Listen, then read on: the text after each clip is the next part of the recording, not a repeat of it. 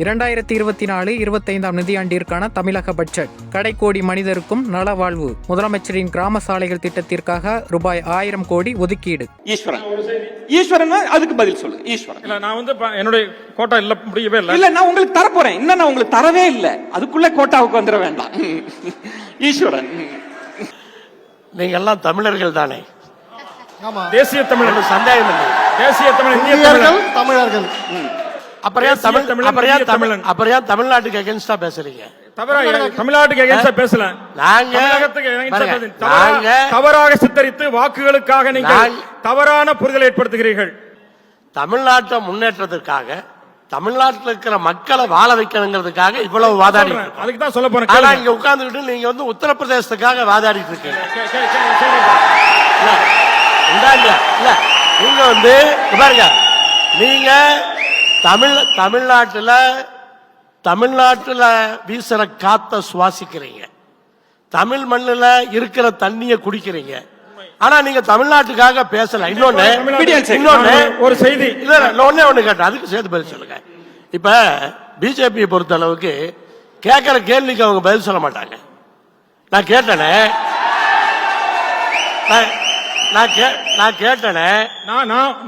சுருக்கமா கேள்வி பதிலா வரலாம். சுருக்கமா, மெட்ரோ ரயிலுக்கு பணம் தர்றேன்னு சத்தியம் பண்ணி சொல்ல போறேன். மெட்ரோ ரயிலுக்கு பணம் தர்றேன்னு சத்தியம் பண்ணி தான் அதை ஓபன் பண்ணி வச்சீங்க. உள்துறை அமைச்சரும் பழைய முதலமைச்சரும் 2 பேரும் அதை ஓபன் பண்ணி வச்சீங்க. இன்னைக்கு பணம் தரமாட்டேன்னா என்ன அர்த்தம்? அது உண்மையா இல்லையா? அது உண்மையா இல்லையா? அப்புறம் இருங்க, அண்ணன் கோயம்புத்தூர்ல இருக்கீங்க, கோயம்புத்தூர் பத்தி பேசுறீங்க. கோயம்புத்தூரோட மெட்ரோ ரயிலுக்கு ஏன் டெல்லியில அப்ரூவல் தரமாட்டேங்கிறீங்க? உண்மையா இல்லையா? பொய்யுனா பொய்ன்னு சொல்லுங்க. பொய்யுனா பொய்ன்னு சொல்லுங்க. உண்மையா அதுக்கு பதில் சொல்லுங்க.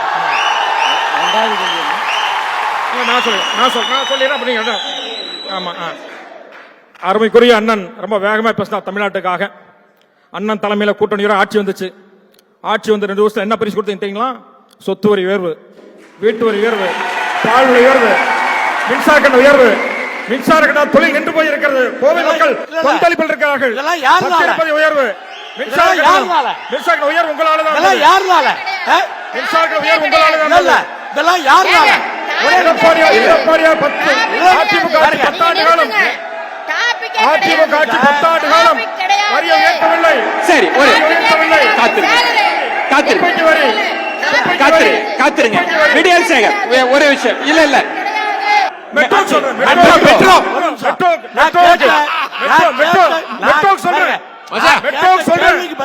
ரயிலுக்கு பணம் வருமா? சென்னை மெட்ரோவுக்கு 18.379 கோடி ரூபாய் ஒதுக்கப்பட்டிருக்கிறது. சென்னை மெட்ரோ முதல் பேஸுக்கு.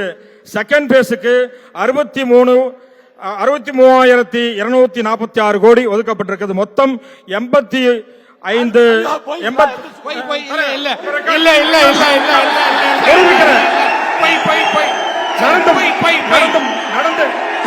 நடந்து முடிந்த மெட்ரோ பணிக்கு. சரி, சரி, ஒரு பைசா கொடுக்கல. 69,000 கோடியில ஒரு பைசா கொடுக்கல. ஒரு பைசா எங்க? ஒண்ணுமே வேண்டாம். அவரையும் அண்ணனை சொல்ல சொல்லுங்க. இல்ல, நடந்து முடிந்த மெட்ரோ அவரையும் அண்ணனை சொல்ல சொல்லுங்க. 69,000 கோடியில ஒரு பைசா கொடுக்கல வரைக்கும் சொல்ல மாட்டாங்க. ஒரு பைசா சொல்ல சொல்லுங்க. சரி, பேப்பர்ல தான் இருக்கு. இருங்க சார், இல்ல காத்துருங்க, இருங்க சார். விடியல் சேகர் ஒரே ஒரு சார். இல்ல விடியல் சேகர் சார், நீங்க ஒரு புள்ளி விவரம் கொடுத்திருக்கீங்க. கூட்டணி கட்சியில பேசி ஒரு முடிவுக்கு வாங்க சார். கொடுத்தீங்களா இல்லையா? சொல்லட்டும் சார், எஸ்ஆர் சேகர் சொல்லட்டும் சார்.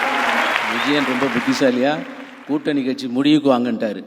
இப்ப நான் கேட்க போற கேள்வியில திமுக முடிவுக்கே வந்துடும்.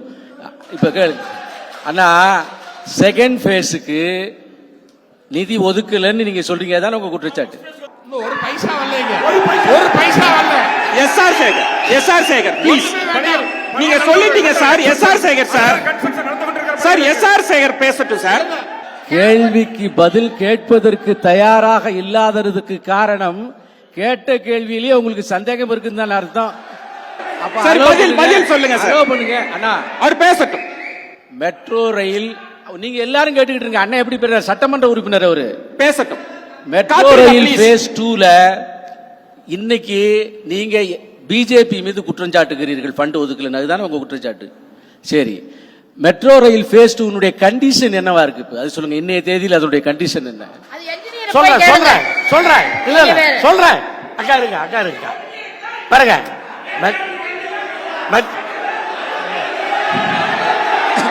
ஒரு நிமிஷம் Please. பதில் சொல்ல விடுங்க. அவர் கேள்வி கேட்டிருக்காரு, நான் பதில் சொல்றேன். இதோட மெட்ரோவை முடிச்சு தாண்டுவோம். தலைப்பு அதை விட பெரிய தலைப்பு. சீனிவாசன், இப்ப கோவையை பத்தி பேசணும். உலகத்திலேயே தென்னிந்தியர்கள் மட்டும்தான் ஒரு மிஷின்ல அரிசி உள்ள உளுந்த பருப்பு வெந்தயம் மூணையும் போட்டு ஆட்டி தண்ணி ஊத்தி ஆட்டி மாவை எடுத்து இட்லி தோசை பணியாரம் ஊத்தக்கூடிய இனம். உலகத்திலேயே வேற எங்கேயுமே பவுடரையும் தண்ணியும் கரைச்சு தான் சாப்பிடுவான், சப்பாத்தி பரோட்டா பண்ணா கூட. அப்படி இருக்கக்கூடிய தென்னிந்தியால அந்த வெட் கிரைண்டிங் இண்டஸ்ட்ரி அப்படிங்கிறது கோயம்புத்தூர்ல மட்டும்தான் இருக்குது. நம்ம எல்லாத்துக்கும் தெரியும். ஆரம்பத்துல ஜிஎஸ்டி 28% போட்டீங்க. அப்புறம் பெரிய போராட்டம் பண்ணி கோயம்புத்தூர் மக்கள்லாம் அதை 18% பண்ணீங்க. ஆனா சப்பாத்தி பண்றதுக்கு 5% கையில பண்ற மிஷினுக்கு இருங்க. இத நம்ம மாண்புமிகு நிர்மலா சீதாராமன் கேட்டா நான் இட்லி தோசை சாப்பிடுறது இல்லைன்னு சொல்லுவாங்க. முதல் விஷயம் புரிதலுக்காக, ஜிஎஸ்டிக்கு முன்னாடி சேல்ஸ் டாக்ஸே இல்லாத மாதிரி பேசிக்கிட்டு இருக்காங்க. இதுக்கு முன்னாடி அதே பொருட்களுக்கு மாநில வரி எவ்வளவு இருந்துச்சு, சேல்ஸ் டாக்ஸ்ல எவ்வளவு இருந்துச்சு. ஜிஎஸ்டிங்கிறது ஒரு ரீப்ளேஸ்மெண்ட் டாக்ஸ் தானே தவிர புதிய வரி கிடையாது. இவர்கள் இத்தனை வருஷமா ஜிஎஸ்டிங்கிறது ஏதோ புதுசா மத்திய அரசு போட்ட மாதிரியும் அதுக்கு முன்னாடி தவறு. ஜிஎஸ்டி தவறு. முடிச்சிரமா உங்களுடைய புரிதலே தவறு.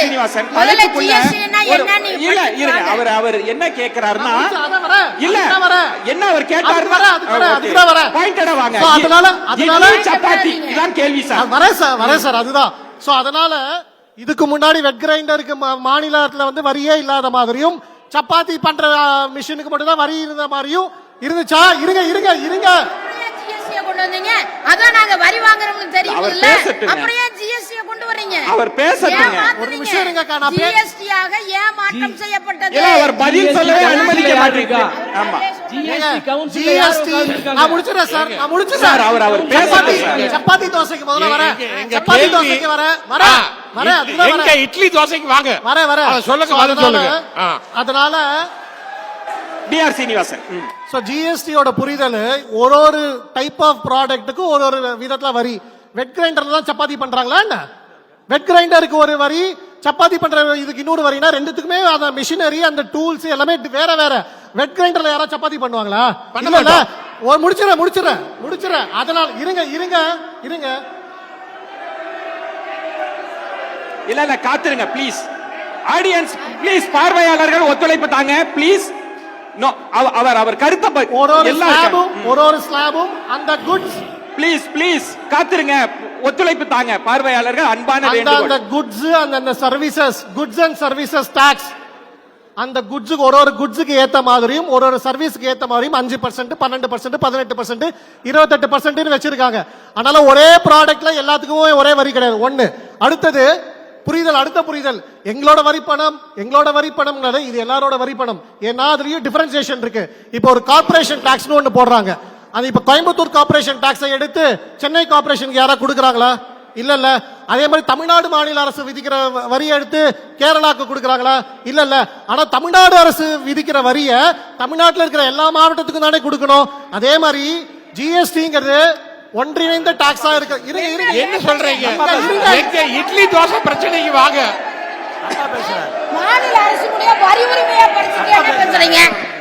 மாநில அரசினுடைய வரி போடக்கூடிய உரிமை மாநில அரசு இருந்தது.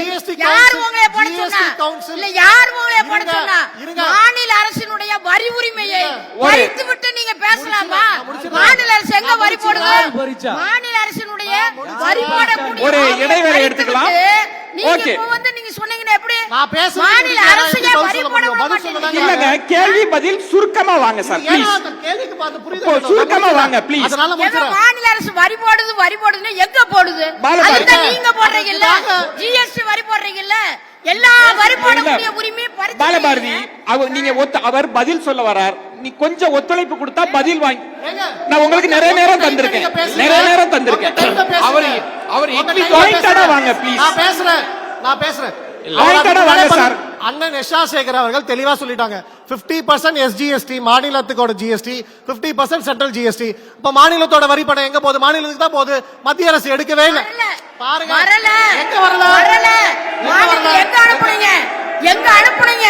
எங்க வரல? எங்க போனதுன்னு கேக்குறேன். ஒரே ஒரு நிமிஷம். எங்க அனுப்புனீங்க? ஏங்க, நான் பேசி முடிச்சேன். அனுப்புனா சரி, ஒரு இடைவேளை எடுக்க போறோம். எங்க அனுப்புனீங்க? எங்க?